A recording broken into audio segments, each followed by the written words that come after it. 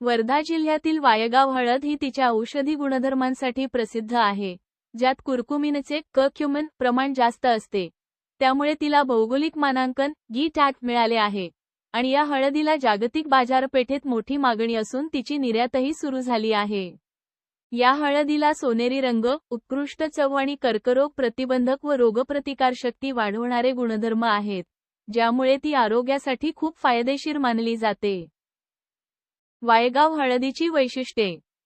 1. भौगोलिक मानांकन गी टॅग.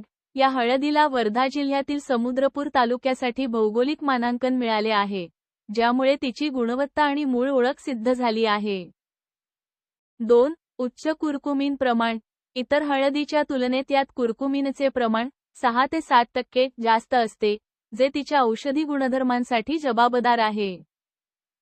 3. उत्कृष्ट रंग आणि चव. वायगावची हळद गडद सोनेरी रंगाची असून तिची चवही अद्वितीय आहे. आणि 4. आरोग्य फायदे. रोगप्रतिकारशक्ती वाढवणे, पचन सुधारणे आणि कर्करोगासारख्या आजारांचा धोका कमी करणे यांसारखे आरोग्य फायदे आहेत. मागणी आणि निर्यात. या हळदीची मागणी देशांतर्गत तसेच आंतरराष्ट्रीय बाजारात वाढत आहे.